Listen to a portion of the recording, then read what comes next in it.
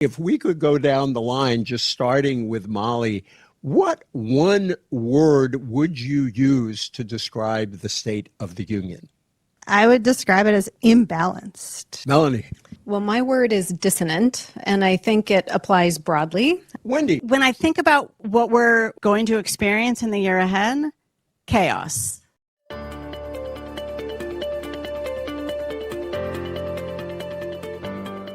You're listening to The Current, part of the Brookings Podcast Network. I'm E.J. Dionne. We are approaching the first State of the Union message of President Trump's second term, but we aren't waiting for the speech to take the country's pulse. Today, we have put our scholars on the clock to give you a concise, unfiltered look at the state of our union. You're in for a treat today because joining me are three of Brookings' best. Molly Reynolds, a senior fellow in governance studies, who is also director and vice president, who tracks the power struggles between the White House and Congress. Wendy Edelberg, a senior fellow in economic studies, is going to talk to us about the president's tariff policies and other aspects of the economy. And Melanie Sisson, a senior fellow of foreign policy studies, who is tasked today with explaining to us what is going on in our relations abroad and where we stand. Let me start with you, Molly, talking about the power struggles and the balance of power and what's happening to the separation of powers. And what have we learned in the Trump's first year and a month in office, and where do you see this going forward? Sure. Well, the federal government is certainly leaner than it was a year ago, but not in a way that helps us ensure that agencies are effective and mission-driven and meeting people's needs. Were federal agencies operating at a level that we would expect of them in a strong democratic state a year ago? No, there was plenty of room for improvement, but very little that has happened since then suggests that we're on a better path than we were a year ago. We've seen the Trump administration actively lay off individuals, either by dismantling whole agencies or doing more targeted but still very haphazard layoffs at agencies. And perhaps more importantly, we've seen a real brain drain. We've seen many federal employees just choose that decide this is not something that they still want to be a part of. In some cases at places like the Justice Department, it's because of what they're being asked to do by the administration. And this is a real problem going forward, both in the short term and the long term. So a smaller, less experienced federal workforce is both a problem now because it means that agencies aren't meeting people's needs. We are, for example, in the middle of tax filing season. There are real questions about, is the IRS up to the task at its current staffing levels? But then over the longer term, how are we going to convince smart, talented experts to go into federal service to make sure that whatever comes next, the federal government is up to the task? Thank you. Wendy, the official stats, certainly the administration says that inflation is defeated at 2.3%, yet the cost of living is still high. Voters do not seem satisfied with that. Beyond the CPI numbers, what is the actual state of America's wallet?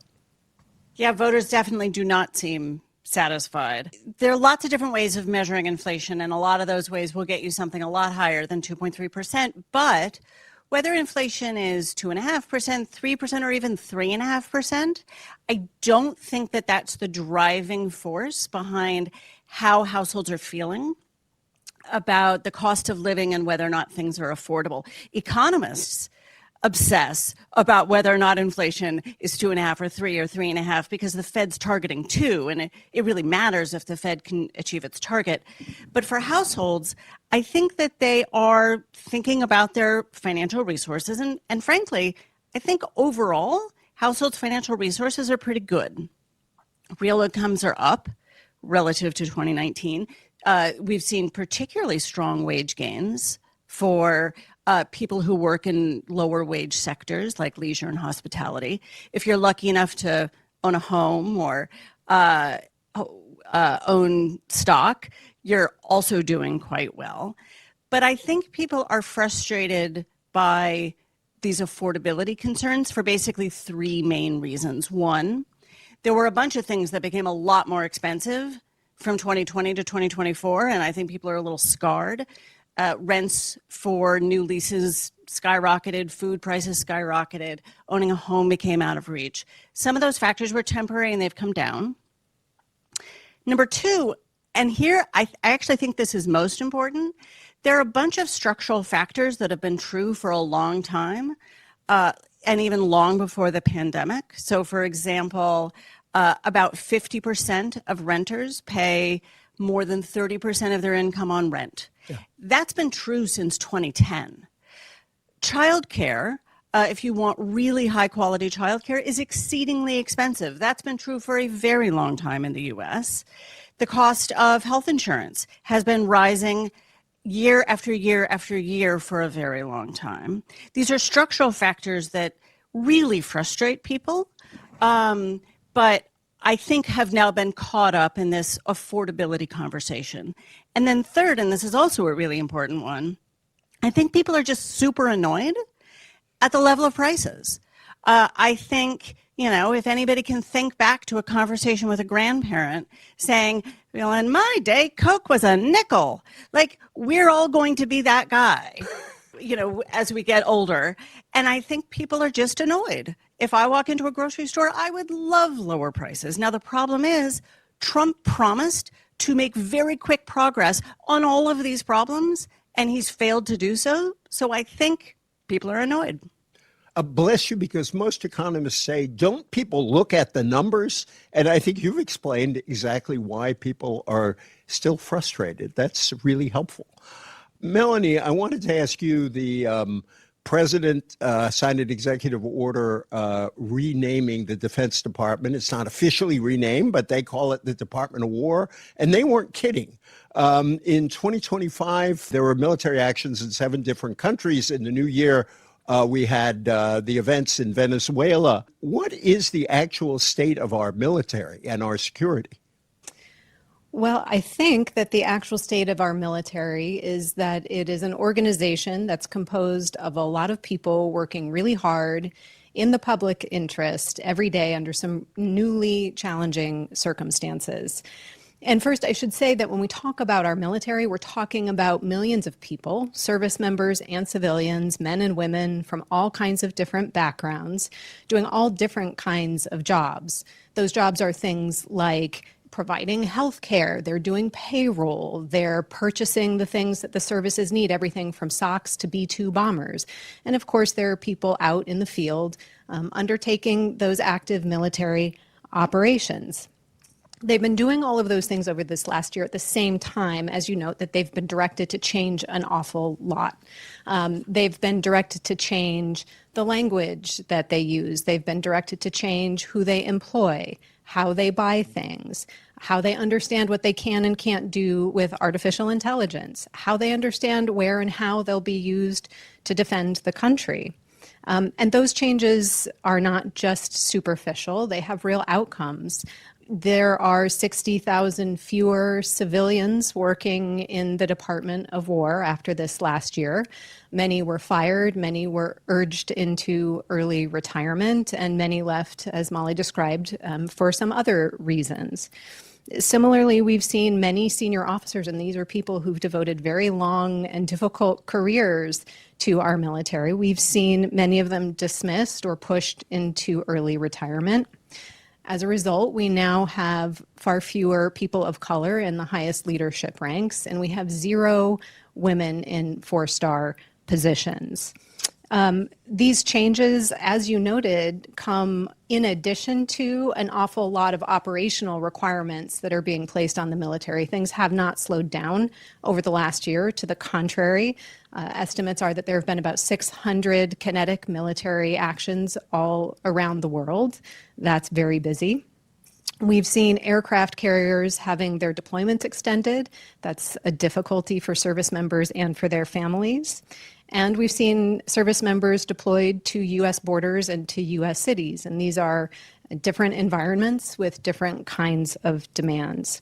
It's also the case that our military has been politicized by both Republicans and Democrats, using the military to promote their particular points of view. So all of this, again, adds up to, I think, a military, the actual status of which today is really hardworking, well-intentioned people doing their jobs in service of the country under newly challenging circumstances. Yeah, and I'd like to follow up. One of those newly challenging circumstances is the state of our alliance, particularly with NATO. The battle over Greenland, and the president eventually backed off, but caused enormous hard feeling among allies. Prime Minister Carney in Canada gave a very powerful speech suggesting that the old alliance may be ending and everybody has to get used to that and act accordingly. Where are we on the alliance at this point? Well, defense alliances are really serious business. They're as close as countries can get to a guarantee to each other that they'll join in and be there in time of war, with the idea that this signal is visible to anybody of malign intent who might have aggressive actions in mind and be persuaded that it's not worth the risk. So, the United States doesn't enter into defense alliances lightly. We only do it when we think that we need to in order to keep our economy working well and to keep our people safe. And as you said, right now, there are a lot of big questions being asked about alliances. Are the alliances that we built after World War II still the alliances that we need today? If they are the alliances that we need, are they working well, or do they need to evolve? If they're not the alliances that we need, or they're not working well, should we quit them? And if we do quit them, how confident can we be that we have what we need to keep our economy working again and to keep our people safe? The United States, these are big questions. There are no simple answers. And the United States has not picked a path one way or the other. And neither, by the way, have our allies, who also have a considerable say in the matter. So what we have right now, the actual state of our alliances, I think, is that there's a lot of debate and uncertainty and discomfort. It may be that this discomfort will be productive, that it will generate some productive change in our alliances, the way that, going to the gym doesn't always feel good, but you end up stronger once you come back out. It might also be that this is the beginning of a real breakup, and that we or our allies will choose to leave. And if we do that, then we're going to have to face the reality that we'll need new ways to protect the country, new ways to ensure that our economy can work well and that we can protect our people, and that will be a period of transition. And we should also recognize that if we end up in that period of transition, that there will be some actors who will be quite pleased and ready to take advantage of it opportunistically, to make it more costly, more difficult, more prolonged than it might otherwise be. And they can choose to do that in ways that we can't predict and that we can't be confident about being able to prepare for either. So it could be rough waters ahead. Listening to you, I'm reminded of that great Joni Mitchell line, the folk singer, "You don't know what you got till it's gone." And I think we're having a big debate around that question. Wendy, I've thought for a long time that the affordability issue is also a wages issue and a take-home pay issue. Greg Ip in the Wall Street Journal had a very good piece where he talked about the long-term shift of money in the economy away from wages toward profits, that a lot of people are feeling that they are not getting what they need in their salaries or in their paychecks. Could you talk about the interaction between sort of how people feel about what they're earning and the affordability crisis? I mean, these are thorny, complicated issues. That's why I asked you. And if you look at how households are doing throughout the income distribution, the bottom 20%, the 20% to 40%, they are doing better now than they were, let's say, in 2019. The trajectory of their improvement over that time period since before the pandemic is slower than it was in, let's say, 2018 and 2019. In 2018 and 2019, things looked actually quite good for households at the bottom of the income distribution. the labor market was quite strong, and we were finally starting to see what looked like durable and strong gains for wages and financial resources for households at the bottom of the income distribution. And then COVID.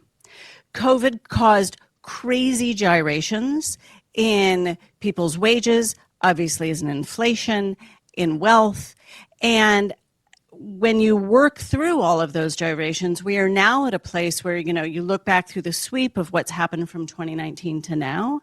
And generally speaking, households have done well. But I think that is not how people experience their own financial situations. I think for some people, they're looking back at the heady days of fiscal support in 2020 and 2021 and quite disappointed at their financial situations relative to how they felt in those years when checking accounts were flush, when we were, the federal government was sending out very generous support to households. And at the same time, people might have been getting the first break from working full time and going into a job 5 days a week in their lives as adults. So I think in some regards, people are frustrated about their financial situations relative to that period. I think people are exhausted by the constant state of uncertainty that we're living with right now. And so much of the economy has changed. So I think people are trying hard to find their footing. Just a real quick follow-up, because I meant to ask you this too. Tariffs. We have not suffered as much inflation as people feared. What's going to happen? Yeah, so the statutory tariff rate suggests that we should be seeing an effective tariff rate that's somewhere in the ballpark of 15%, and instead it looks like firms are paying something that's closer to 11%. So we can get into the details of why it looks like the tariffs that are being paid are lower than the tariffs that are being posted. But my guess is that for the most part, we're going to make up that difference, and the amount of tariffs that businesses are paying is going to rise. But let's stick with that 15% number for just a moment. What that would mean is that the level of prices should rise maybe about 1.5%. Once businesses raise their prices so that basically they can continue to make profits and continue to earn a living as business people, selling to consumers, and still those tariffs get paid to the U.S. government. 1.5% on the price level, that's not going to happen all at once. Even if it did happen all at once, that's only an increase in inflation of 1.5% over, let's say, the course of a year. But it's not going to happen all at once. So I was never in the camp of thinking that tariffs were going to have massive outsized effects on inflation. We just don't import enough goods. And so I always thought we were going to see something like 0.5 percentage point of inflation in 2025, maybe another 0.5 percentage point in 2026, and I think we'll still see more in 2027. So frankly, count me as not hugely surprised at the inflation effects we've seen. Thank you. Molly, I really appreciated what you said about the state of our federal government and our federal workforce. There is a big issue right now about the separation of powers and the balance of power among the three branches. That seems to have radically changed in a very short time. I'd love you to talk about that, and also how much of that has to do with the fact that, at least up to now, with a few exceptions, the Republicans who control Congress have felt far more inclined to support President Trump than to challenge him. Can we look forward to any change in that, or expect any change in that?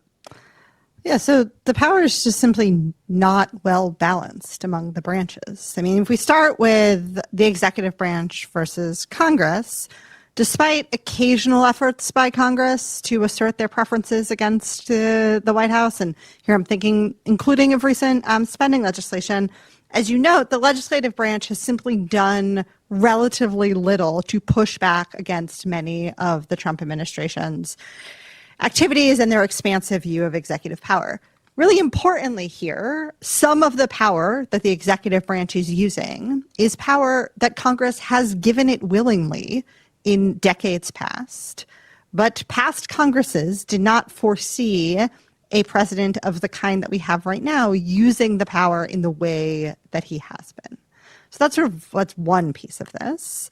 It turns out that much of what sustained a healthier separation of powers and balance of power between Congress and the executive branch in the past was really soft congressional power and norms.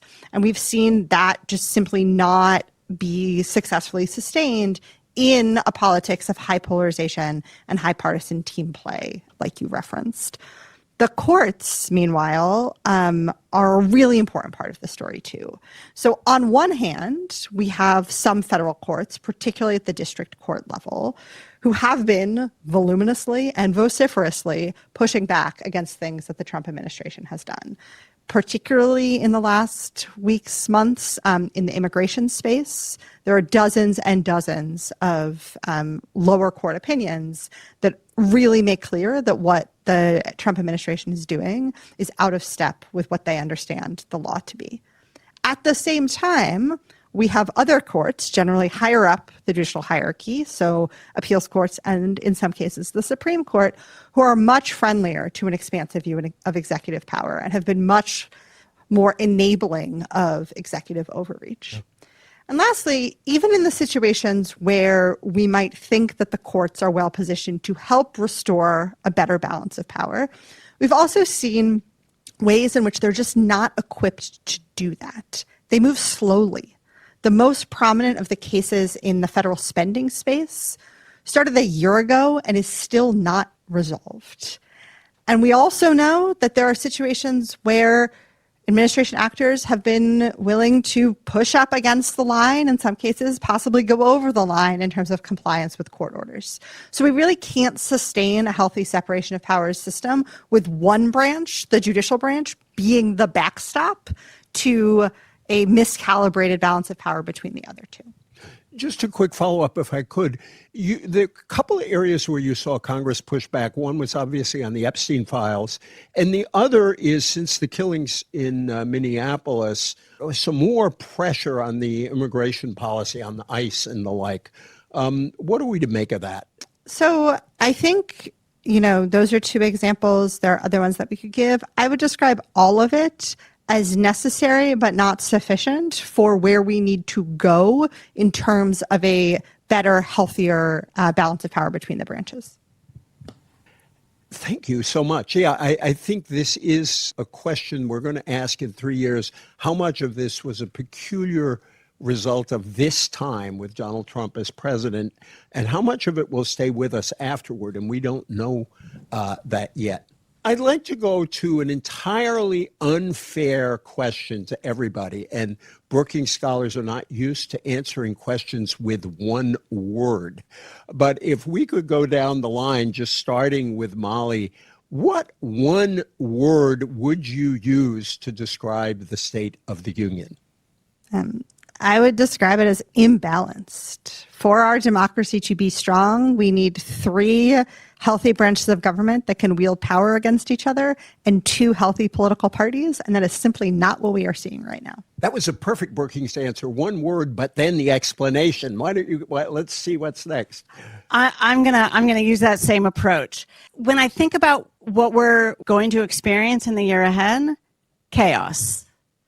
I think that there's a chance that Congress will try to pass some reconciliation package to get more resources into people's hands before the midterms.